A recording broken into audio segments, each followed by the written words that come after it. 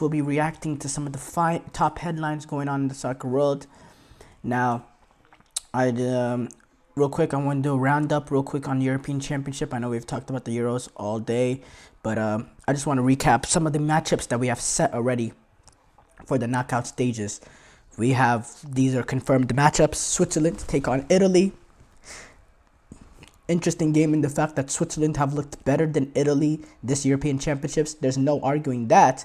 But when it comes to football heritage, when it comes to football culture, Italy really gets it done in these sort of games. So I'm not giving you all my preview right now, but a little bit of a hint.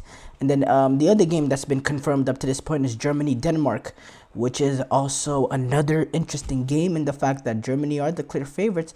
But Denmark, they've proven that they can go on these sort of runs in these tournaments. They have some quality. Now, I don't think they really have the cutting edge and the attacking display to really give Germany a real run for their money. I think they can make it difficult for Germany, and Germany's shown that they're not world beaters in how they performed against Switzerland, and they can play down to the level of quality other team. Not disrespecting Switzerland, they're still a high class team, but they're not really at this. They're not in terms of player quality at Germany's level. I think Denmark can make it tricky, but I still think Germany clear favorites in that matchup. So yeah, that's real quick for my then also tomorrow, I didn't talk about this with the European Championships, but tomorrow the Portugal, Turkey, Czech, Georgia game completes. All teams are really in it for a chance to move on. Portugal, they're already through, as they're kind of win the group mathematically. Turkey, if they win by like 5-6 goals and Portugal lose, then maybe Turkey could win the group. But other than that, Portugal, they're going to win the group. I see a lot of rest coming for them as they take on Georgia, which can make it better for Georgia, give Georgia a chance to move on, because Georgia already have a point at this tournament. And if they get a win, 4 points will probably be enough to see them, will be enough to see them through. So Georgia are still in it. Czech, Turkey, that's also a big game in the fact that the winner of that game is going to finish second. Czechia needs it a lot more than Turkey. They need to win. Turkey, if they finish with a point, it'll be enough for them to finish second. It'll be enough for them to finish second.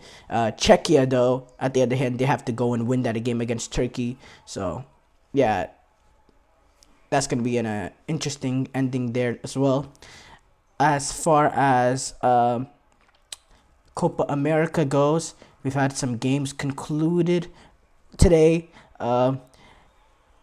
Peru, Canada. Canada were able to get the 1-0 win over Peru in a game that Peru was the better team. I was impressed with Peru and their performance to this game. I thought they played way better than what they showed against Chile. I think individually that they were better. As a team, there was more cohesion.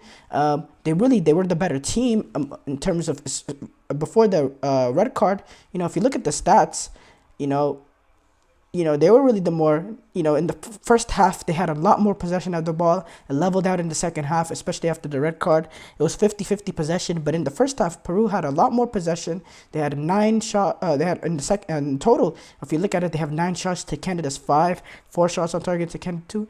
Canada didn't really play that great well, but Canada were able to get the breakthrough in transition, a great counterattack, and massive win for them, because now they have 3 points in the bag as they enter that final game in Chile. After starting off the first game with the L, you have to take advantage of a red card. And for Peru, it's just, really sad because, they were really the main protagonist in the game. They were better in this game. And then that red card, which is a red card, I don't understand the arguing. In fact, they should have had another red card beforehand. But that red card, clear red card. So, yeah. And then Argentina were able to get the 1-0 win over Chile in a game that they thoroughly dominated, but that's expected. I think there was a point in the game where they had 17, 18 shots where Chile didn't have none. If you look at the stats, 22 shots for Argentina, 3 shots for Chile, 9 shots on target for Argentina, 3 shots on target for Chile. But I do say Chile had their chances. Before Argentina were able to get the breakthrough, the last 10 or so minutes, Chile had multiple. You see, they had three shots on target. Emilio Martinez has to come up with two massive saves, and they were difficult saves too. Or Chile would have took the lead in the game late, which would have put Argentina in a dangerous situation there. But Chile weren't able to get that breakthrough, and then Argentina on a set piece opportunity in the 88th minute, Lautaro Martinez, and yeah, that's the Argentina way under Lionel Scaloni, 1-0. But in this game, they were clearly better. Chile don't have the quality. Look, if you look at this Chile team, these are players that I remember watching at the 2014 World. Forget the two Copa Americas that they won. I remember watching these players in the 2014 World Cup. Claudio Bravo, Isla, Alexis Sanchez, Vargas.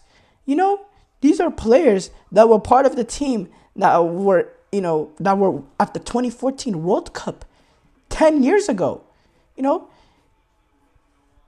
There's no new generation influx of Chilean talent. They're just not at that level at this point in age. It's a bad moment for them.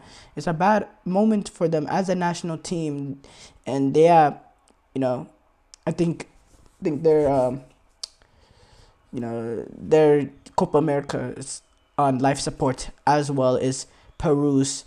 But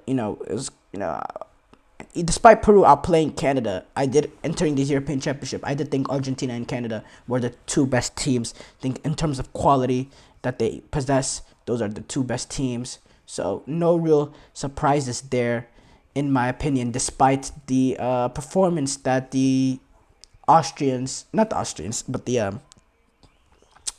Peruvians was able to have today. Brazil, they finished 0-0. Vinicius Rodriguez, lifeless. Vinicius, 3 goals and 31 caps. Nowhere near the level he is for Brazil that he provides for Real Madrid. No real clutch ability. No real clutchness from him.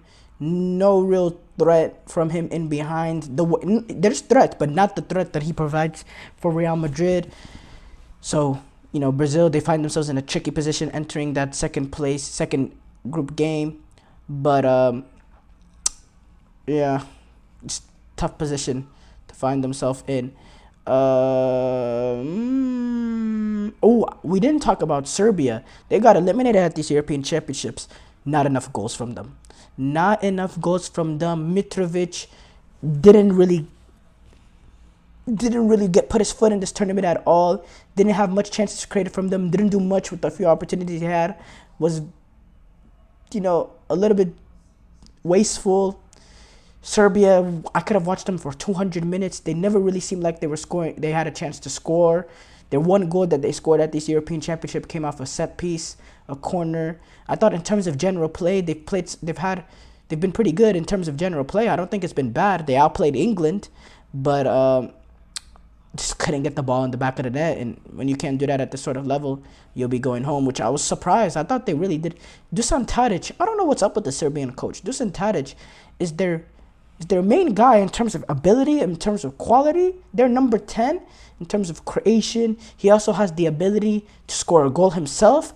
But 2 of the 3 games, he didn't even start from the beginning. I don't understand that at all. I know he's an older player, but he still had a brilliant season in the Turkish league. I don't understand that at all, to be honest, whatsoever. It's confusing. I don't know. The U.S. men's national team, they have announced post this Copa America that they'll be playing Canada, New Zealand, Panama in their September and October matches, friendly matches. I don't understand why they continue to play. Why they continue to play against these national teams that really don't provide. Canada does, but New Zealand and Panama, come on, you're preparing for a home World Cup in 2 years. Why not go against the bigger teams and continue to go up against some of the bigger teams in South America, or go to Europe and play against some of the big teams in Europe? Why do this? What's the point in these low quality friendlies that don't really show us much? at all that don't prove to us whether or not Berhalter's ways will prove against a good team. Why are you wasting these windows going up against these games? I don't understand the U.S. Soccer Federation. Really don't understand it. Really a horribly ran organization, and they continue to be horribly ran, going all the way back to the days where they would play games in New York, going up against Costa Rica. Just, ugh. And you think a change at the top will make it better. Still ran horribly. But yeah, I don't want to get too much into the politics of that. But we conclude today's show. Thank you for tuning into the GSMC Soccer Podcast, brought to you by the GSMC Sports Network. Your support means a lot to us, so please remember to subscribe to the show and leave a positive review. It really does make a difference. We also invite you to follow us on Facebook, Twitter, TikTok, Instagram for more content and updates. Thank you once again, and have a wonderful, wonderful day.